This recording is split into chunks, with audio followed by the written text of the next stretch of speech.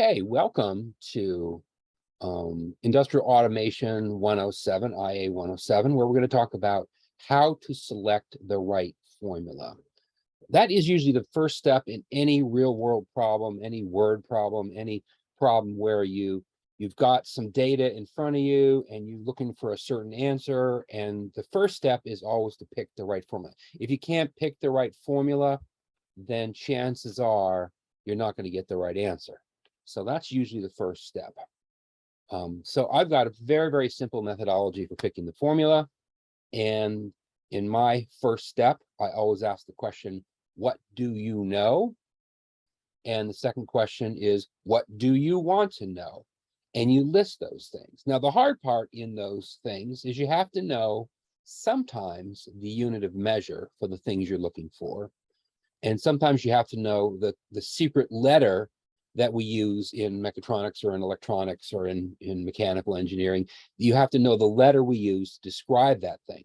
So once you know that letter, then you can find that thing. For instance, power, how much power a given light bulb uses. You have to know that the shorthand for power is P. P equals power. You also might need to know the power is in watts. Watts is a common unit of measure for light bulbs and for anything that consumes power here in the United States and many other places as well. So watts is the unit of measure and P is the shorthand for power.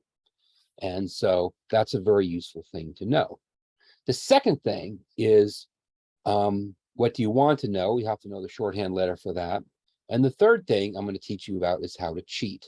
And cheating is using the internet, using lookup books like this to very rapidly find information in the world. Now, there's one other book which I'm going to recommend at this time. And that book is Ugly's Electrical Reference Book. And it's got formulas right here on the front using a special kind of chart that lets you use that formula. And I'm not going to get into how to use this book, but this is also a very useful book to keep on hand if you do a lot of extensive electrical work. So let's get started. Let's say that you need to know how much power a light bulb is, how many watts it is, because you need to replace it. You need to replace a light bulb.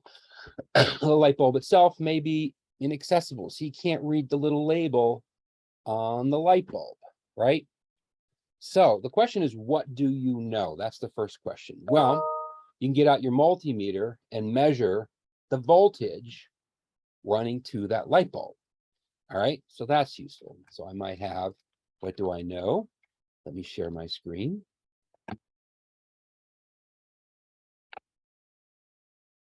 Question is, what do I know? And the question is voltage. I might know V.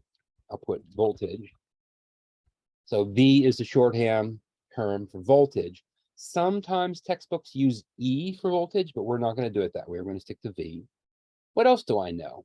Well, if I put my ammeter on that wire running to that light bulb, I clip my little clip-on ammeter on, I might also know current. I might know how much current, how many amps are running to that particular light bulb. So I've got a little clip-on multimeter. It tells me the current. So it helps to know the secret code for current. But I'm going to show you how to look it up if you don't know the secret code. The secret code for current is I. That stands for current. And the unit of measure for current is amps.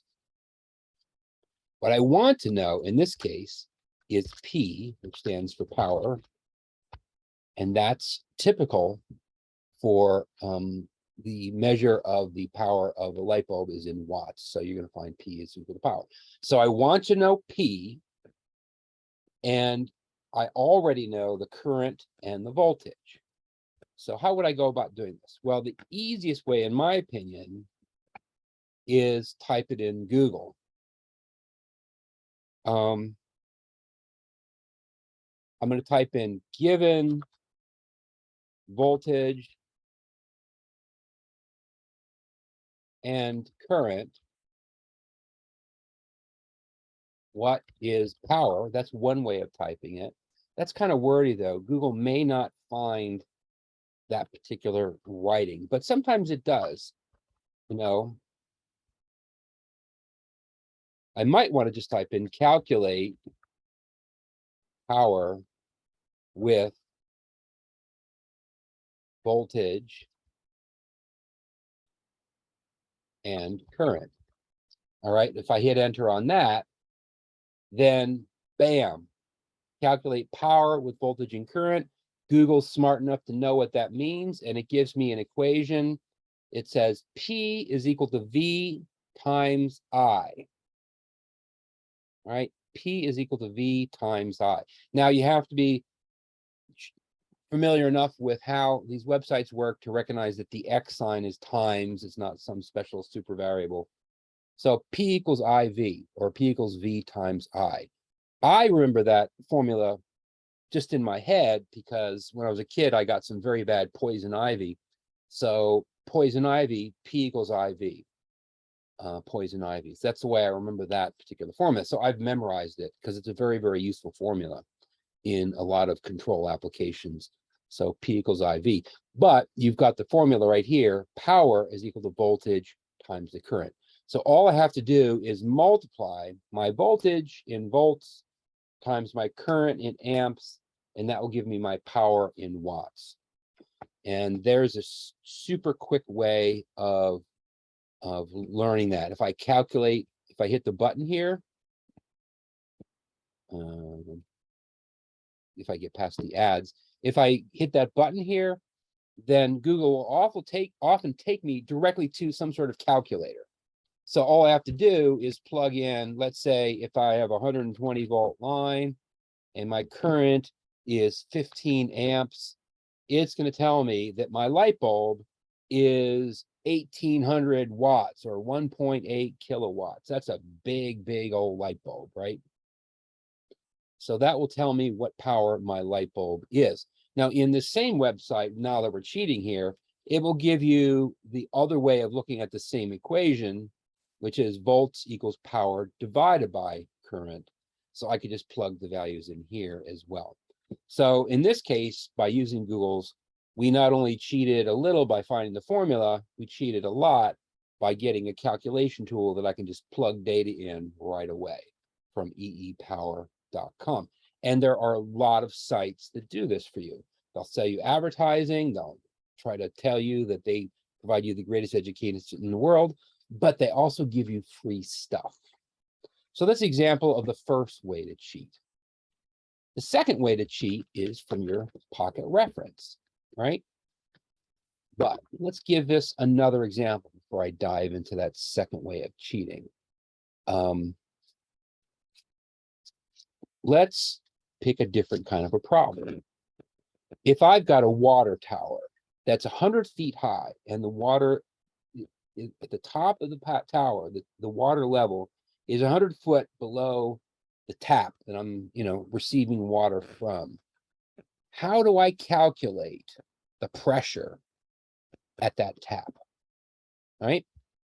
So let's go back to your initial problem. What do you know? Well, what do I know? I know I've got water, right?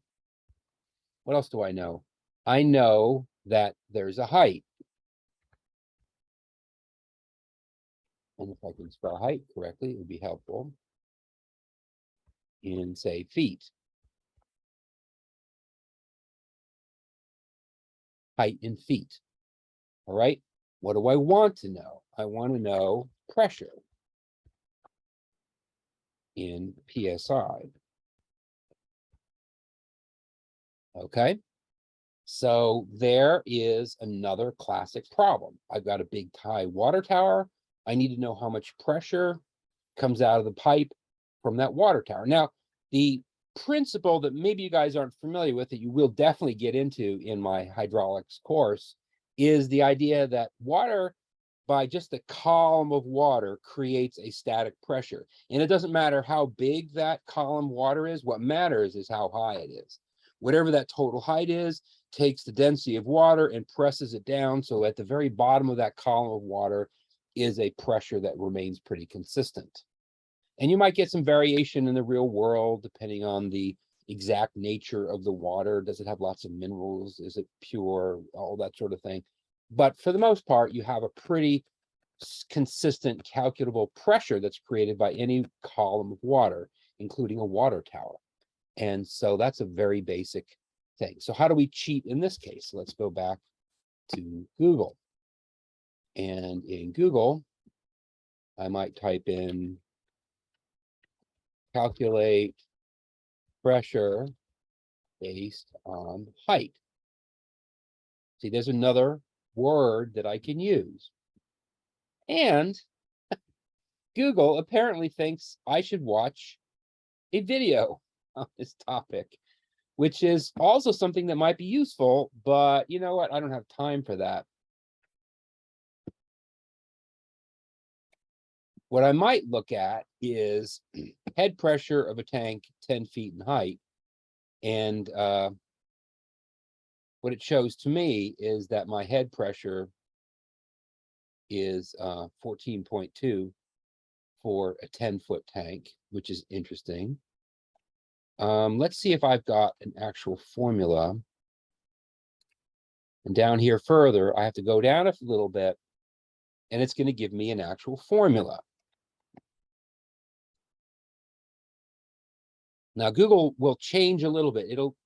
The algorithms will provide you information that's not necessarily in the right order that you're interested in, but by going down a few lines, we found what we're looking for. The generic formula for that water pressure is equal to the density of the water times gravitational force times the height is equal to the pressure.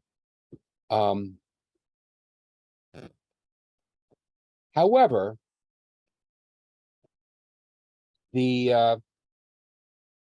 that's not going to be too useful for us unless we know what the density of water is. And we also might need to know what gravity is. And we might need it in the right unit of measures. Now, this is showing us the European units of measures in kilograms per meters cubed and meters per second squared for gravity. So this is less useful.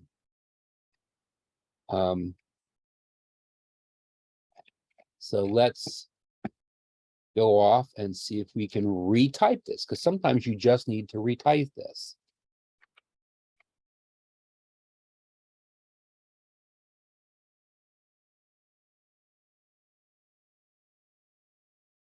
And so by using the term pressure of a water column,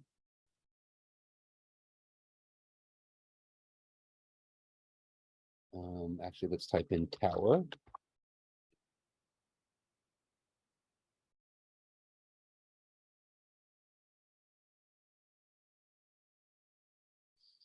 Actually, Google is not treating me well.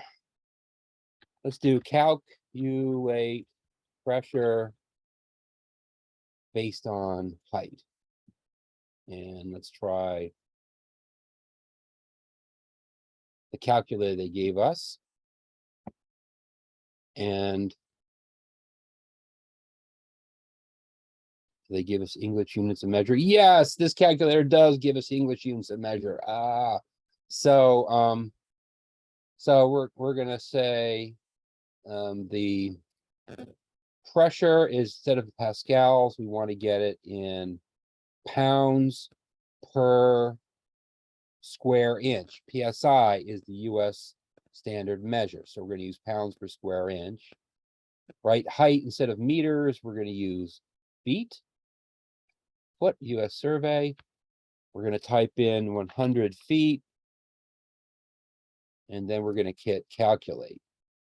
So in this particular calculator, it let me switch over to English units of measure. There's dozens of calculators out there. We're still using that same formula I first found, but by using this basic calculator, what I determined is that you're going to get about 0.43 pounds per foot. So at 100 foot of height, you're going to get about 43.2 PSI, 43.2. So 43 PSI That's not too bad. You know, you could probably live on 43 psi in the house. Some people have less pressure than that in their house, but that's not great. You probably want it closer to about 120 to 150 foot tower to give you really good pressure for your showers and whatnot. So that's an example of where to cheat there. Now, in the case of PSI, because a lot of the online sources are European, I might want to use this and find the formula to determine, calculate from height to PSI. And I can do that using my book, using the unit of measure conversion approach at the end of the book in the pocket reference on page 724. It gives me a conversion from to pounds force per square inch, which is PSI, to feet, which is in this case, feet of water, which is 2.3067 feet of water per 1 PSI. Or I might want to flip this the other way around and do foot of water and just use the calculating factor that they give me and convert it to pounds PSI, and that will be on page 693. It says feet of H2O at 32 degrees, right, is equal to, in terms of pounds force per square inch, of 0.433501. So basically, this is saying that my factor is 0.433501 for feet of H2O. And that's my conversion factor. So instead of having the formula, I actually get the answer right there with the simple conversion factor. So both these are two different examples of learning how to cheat. In one case, we looked it up in the book and we got a conversion factor. In the other case, we use Google's. So the third case is one that's even easier, because what I provided you in this course is a in week 5, right at the top under the read area, I provided you a common formulas cheat sheet. So what you're going to do is download that.